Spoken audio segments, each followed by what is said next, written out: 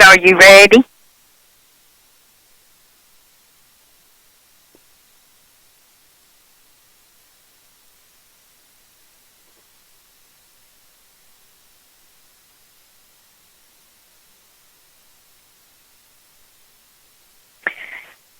The Department of the Interior, in a study of the mineral resources in Appalachia in 1968, stated, the single most valuable resource in the world is the coal seam across western Pennsylvania, southwest Virginia, West Virginia, and eastern Kentucky. During the Ice Age, the ice pushed everything in its path down to the Appalachian Range and stopped. Coal beds are organic rocks, that is, they are composed of the remains of plant and animal organisms. The Lord blessed us with this valuable resource and also gave us the greatest variety of trees, second only to China. Thank you, the Ice Age. Coal was known and used sometimes during the Revolutionary War, but the main source of energy until after the Civil War was water, wood, people, and animals. The first state to mine coal and produce it for commercial use was Virginia in 1859. Coal ran the trains and coke was used for steel.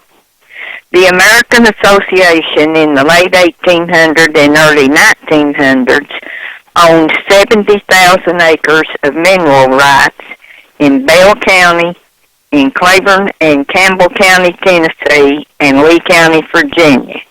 Mining had begun, railroads built, and running and hauling coal.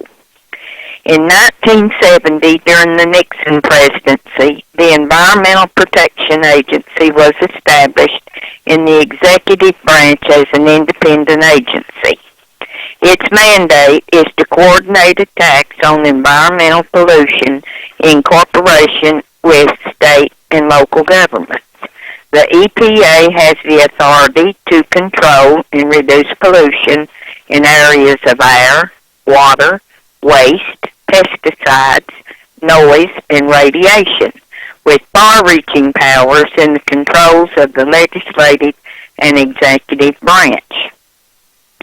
I don't know how often the mines or the coal-fired plants are checked by the EPA, but a coal miner told me some of the procedure. If a violation is found, the mines is issued a citation.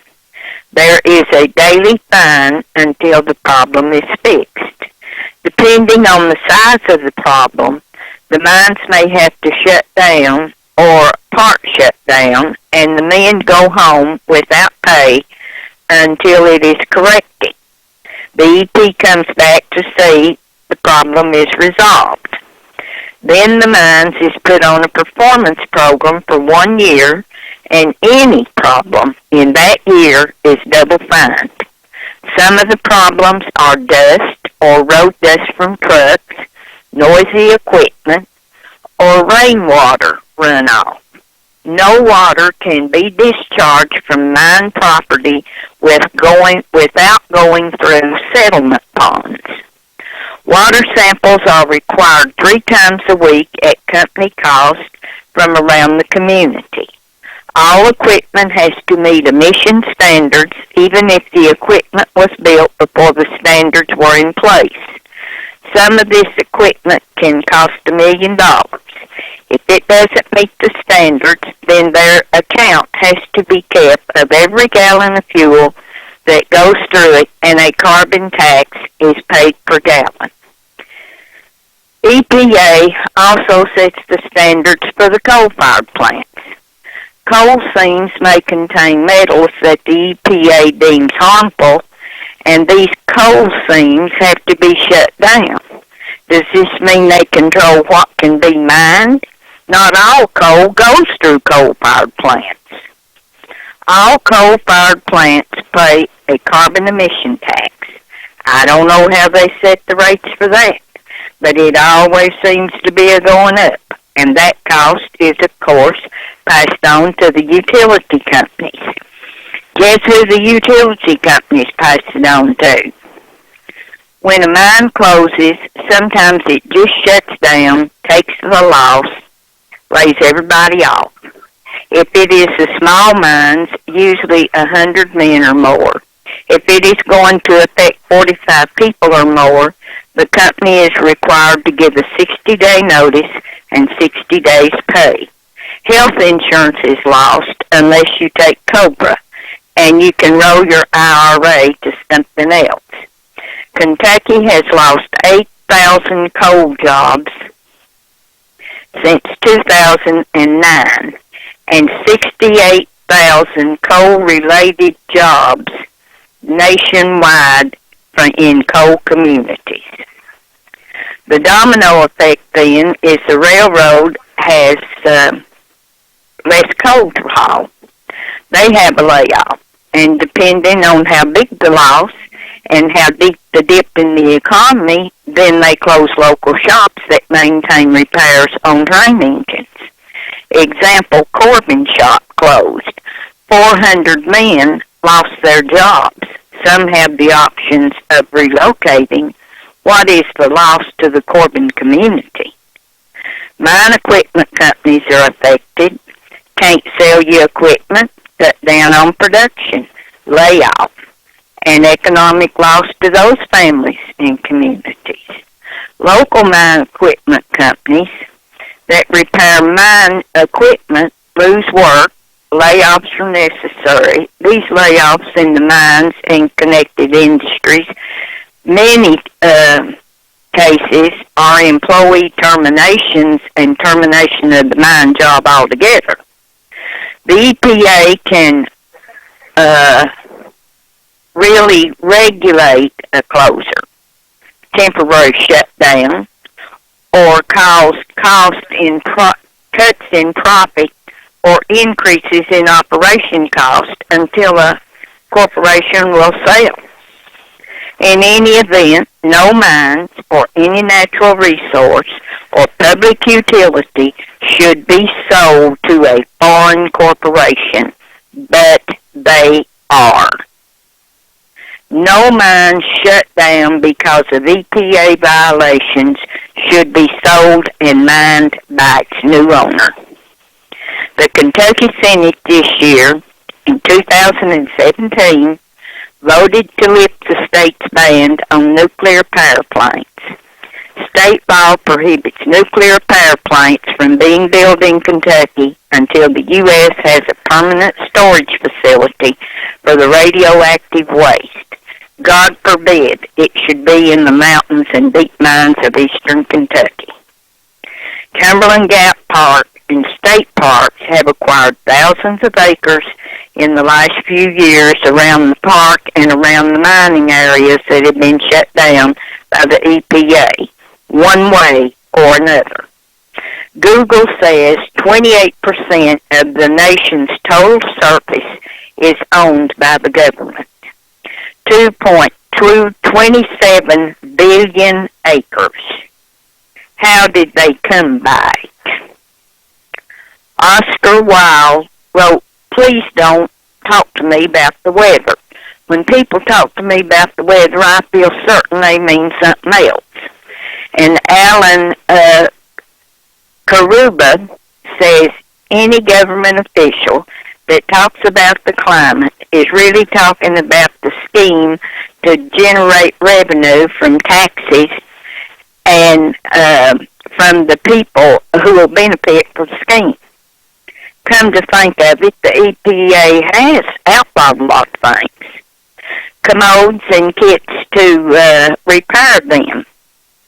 So sooner or later, everybody had to buy a water saver commode. We just flushed twice. Lead paint. I live in a 3-story, 110-year-old house. That's the only thing that protected the wood. Vinyl siding was Johnny on the spot. Cost me $12,000. Light bulbs, there's a real money maker. I wish I could find me a light bulb bootlegger. Al Gore says the biggest producer of CO2 is us humans. Of course, he stole that from Anatomy and Physiology 101. The Supreme Court solved that crisis by outlawing the birth of 59 million unborn so far. But I'm sure the EPA applauded the decision. No government or agency or business has human feelings, compassion, heart, or soul. It is a bureaucracy. And I stole that from Sociology 101. My sources were Daily News articles, Lincoln Library, World Almanacs, Google, World Books, my own experience, and pocketbook. The end. What do you think? Do you think it was? Well, see, I wrote it on not the full notebook paper, about the half-size notebook paper. You know, like in the what stenographer's books about that size. And I've got 12 pages. I handwrote it. It's 12 pages. But it took. I worked on that for 2 weeks because I don't, you know. And so I did that. We all were supposed to do something about the mines, interview somebody. And one of the questions just happened to be, how do you feel about the EPA? So the girl that I sat by didn't have nobody to interview, so she interviewed me, and I got to speak my piece. I don't think they'll use it, do you?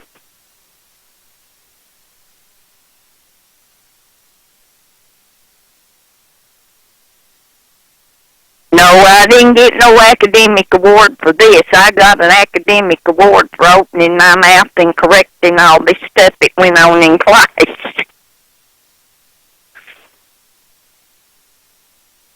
Huh?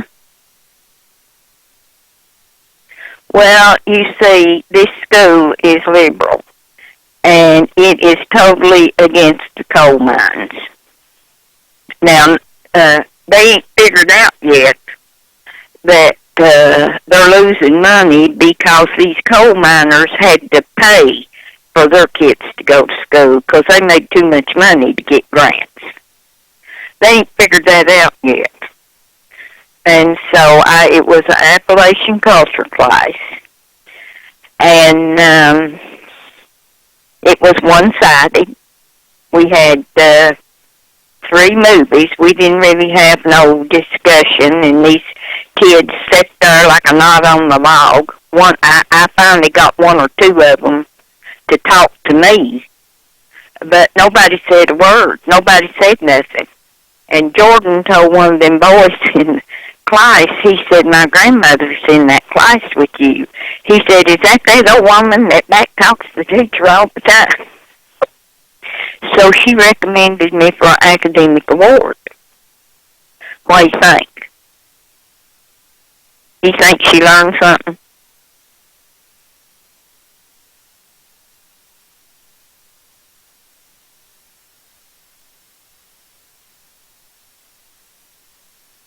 Oh, honey, they're killing us.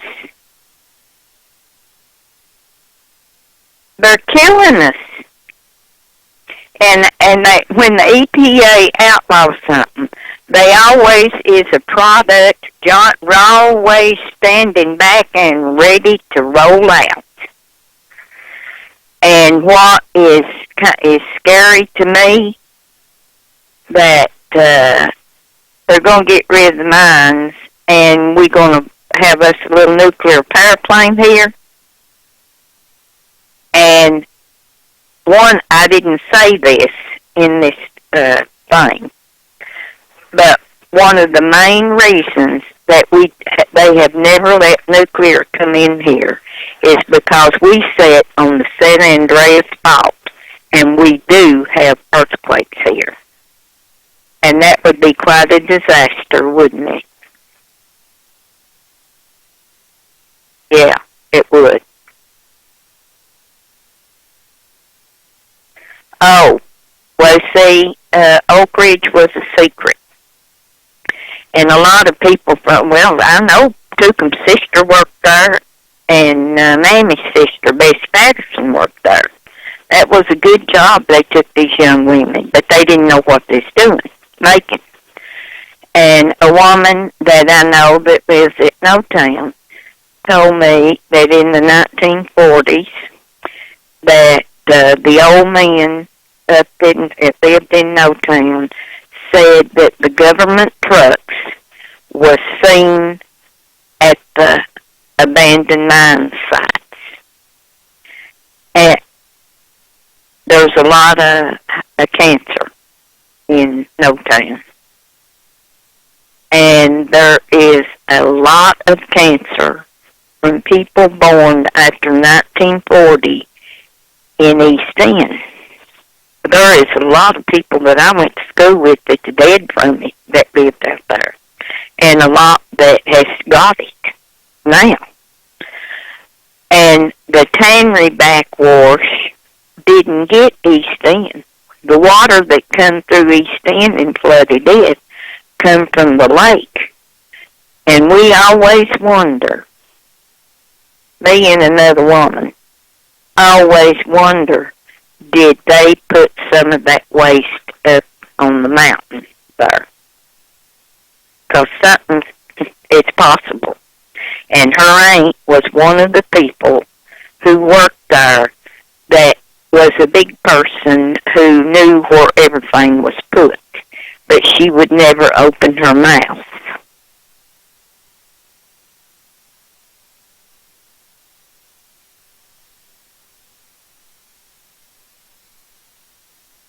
Place to put it.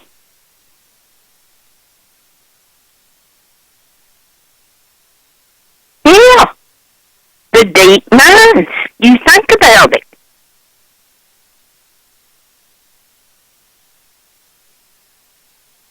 Well, see, this was when they was doing it, making it. You know? And I'll tell you something else they done.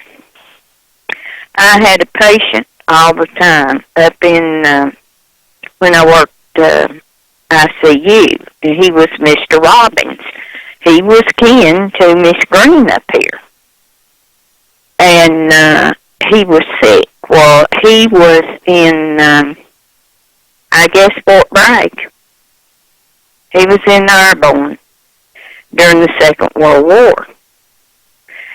And when they set the bomb off, where did they do it? Out in Nevada? Where did they test that bomb? Out there somewhere.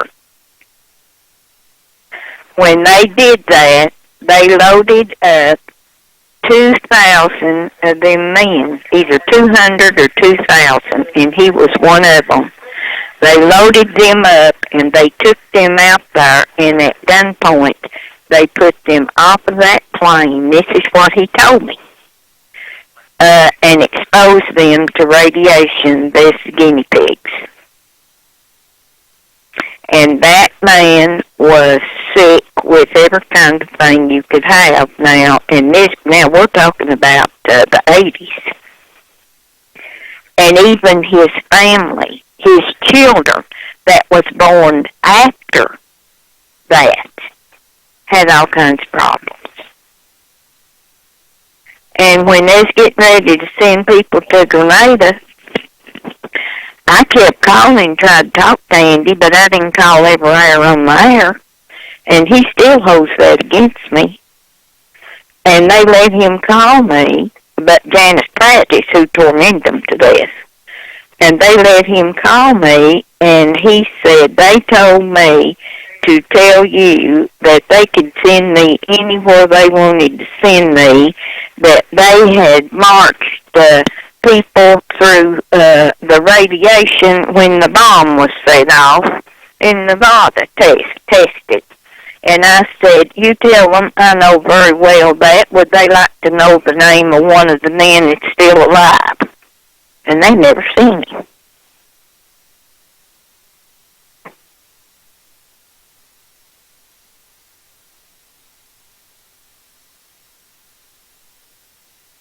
Okay, Hazel Birch was a nurse. And when the war come, she went in the military. And she was a major, I think. I think she got to be. I think she had the rank of major. But she was over a big company of nurses, and they were sent to the Pacific. And there's around, like where Bataan and all them places was, where all that slaughtering was going on, and some of the nurses got captured just like the soldiers did. But when they dropped the bomb on Hiroshima and Nagasaki, she took the first plane load of nurses in there. And she said that they knew that the runways and everything had been tunneled because they was expecting to be invaded. They wasn't expecting to be bombed. And they had tunneled under the runways so the planes would collapse when they tried to land. So she said they flew in real low and as slow as they could, and they had to jump out of the plane on the ground without it setting down. And she said that the vegetables, that they was hungry. And she said there was snow, and that the vegetables had grown up out of the snow and was maybe a foot tall. But she said they pulled them and ate them because they was hungry. And she said that the only thing left standing was anything that was made out of tungsten steel. And she said on one of the bridges, the shadow of a man was burned into that bridge. She's Mammy's neighbor, and Mother and Daddy had grown up with them.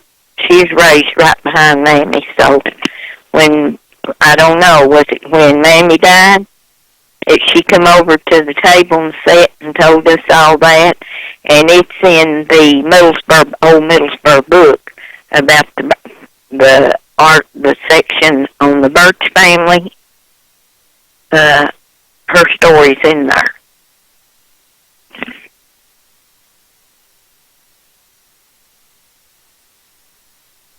That's when she told it. And then she told me that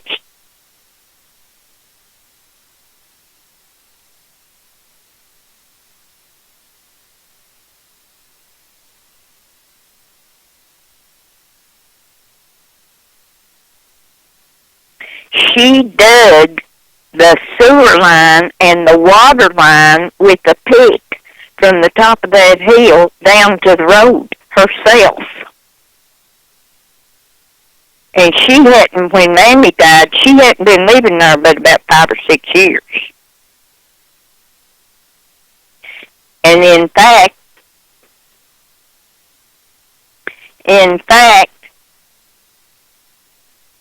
huh?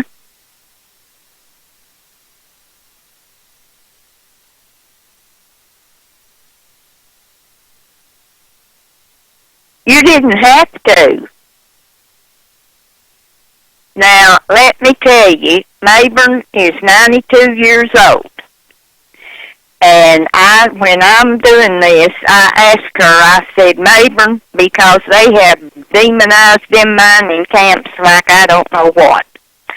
I said, Mayburn, tell me what it was that you lived in the mining camp. She said, yeah.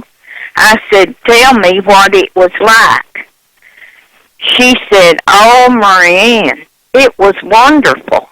She said, we moved from it when I was 16 years old and I cried. I said, well, tell me what it was like. She said, well, she said, my grandpa lived around, there where I lived, around on the Beltline, when Jim died. She said, my grandpa, when I was growing up, when I was a kid, lived up one of them hollers, and he walked from there every day to Fondue, worked in the mines, walked back, and carried the groceries.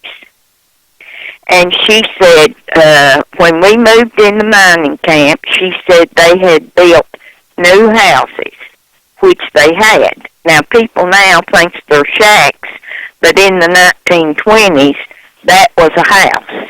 That was the house, kind of house everybody lived in, and I'm sure that it was built out of virgin timber that they was, because that mountain wasn't burnt during the Civil War like the Pinnacle was.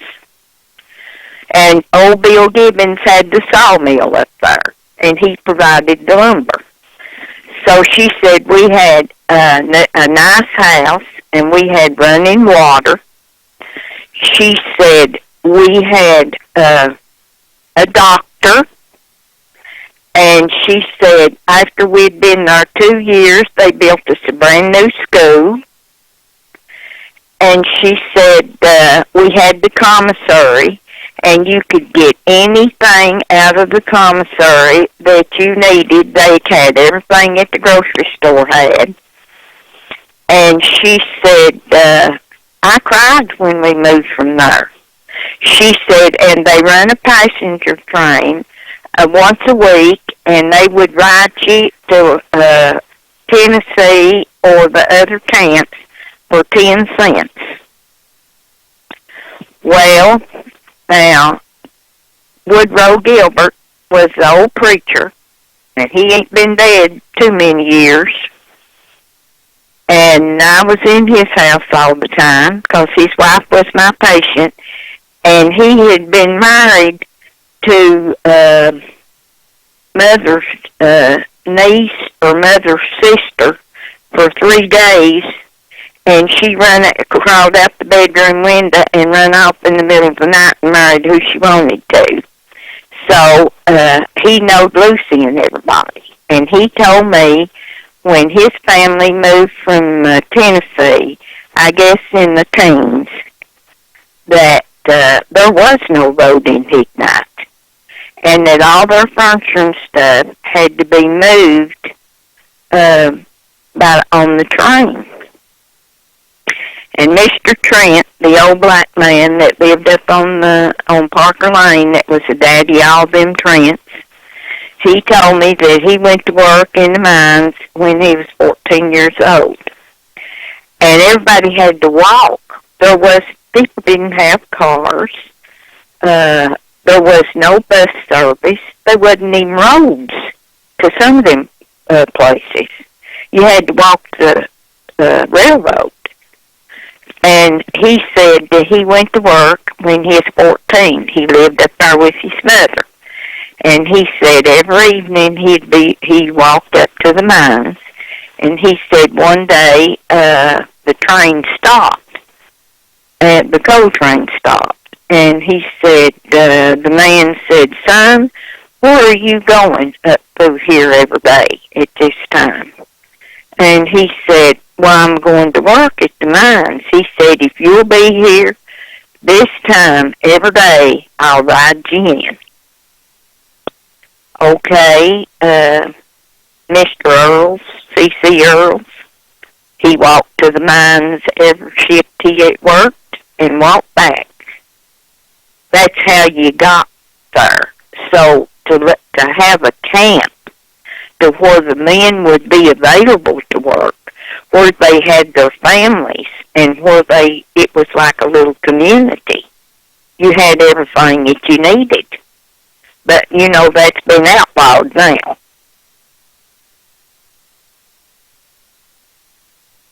They did not. They got, no.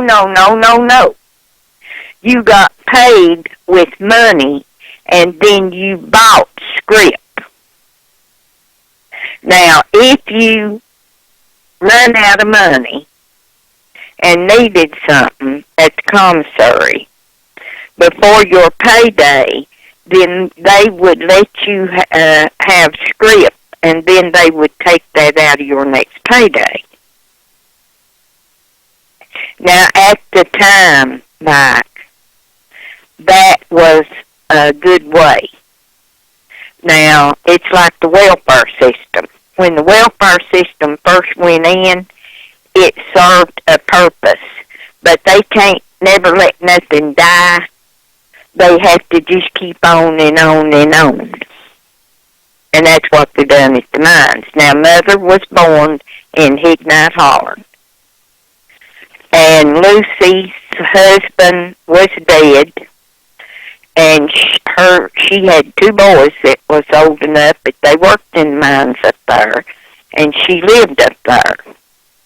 And she went out with Dr. Schultz every night. That he had to go out of a night to the people's homes if they're sick or out to deliver babies. And she told Mammy that Jake Abbott's daddy, her mother's brother Jake's daddy, was Dr. Schultz. Because she said that she'd go out with him and deliver babies, and of course she got paid for that. And that was part of how she lived. You didn't have Social Security or nothing back then. And she done people's washings. Well, she had some wash tubs. But a lot of people lived up there didn't have no wash tubs, so they'd come and borrow hers. And this one family had borrowed them, but they never would bring them back. She'd have to go get them. And Bessie told me this. She said, so one day she seen them coming up the road, and they was going to borrow your wash tubs again. So she said, Lucy got a switch and started beating on them tubs just as hard as she could, and hollered, I'm going to wear you out. You have run away from home your last time. And then people just turned around and went back. And Lillian gave Mother back to Lucy. Lucy wanted her back. She gave her, when she was 13 months old, she gave her to Lillian. And then she wanted her back. And Lillian gave her back to her. Well, John walked to Ignite Holler and put Mother on his hip and brought her back home. And I said, John, what'd you do that for? He said, well, we got used to oak. We just couldn't hardly stand it there without oak. And Lucy never did come get her no more. But, now what?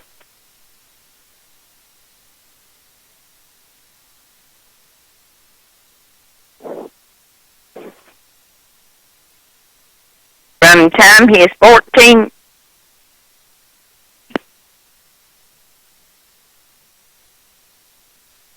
when he was 14 years old, he went to work at the tannery. He couldn't read or write. He hated school. And I had a little school picture here of the first grade, which is probably as far as he went. And he had scratched his face out. He didn't even want his face in the school picture. But he went to work at the tannery when he was 14 years old.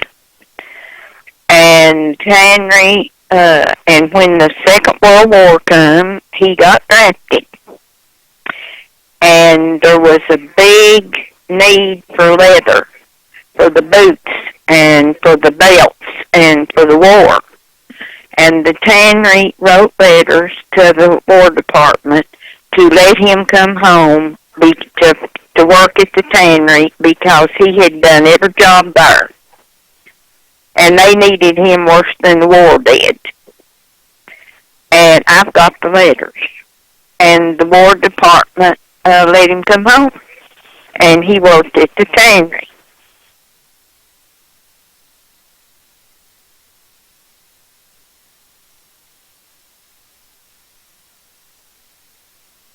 No, he couldn't.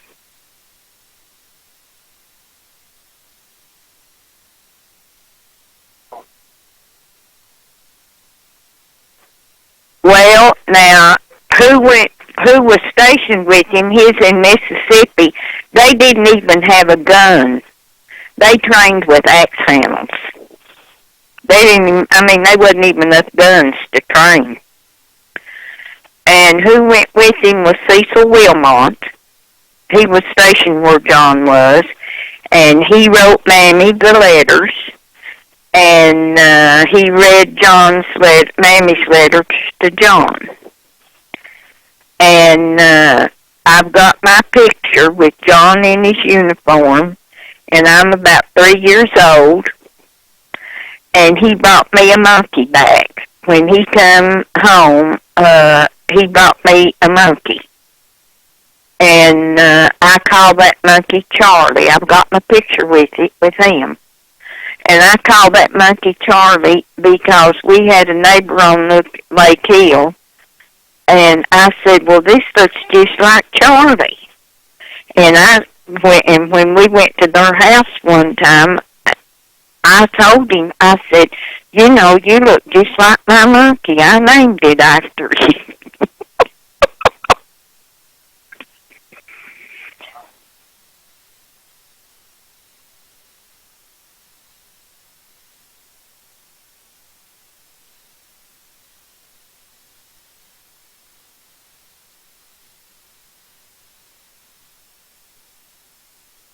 Well, put it on the disc.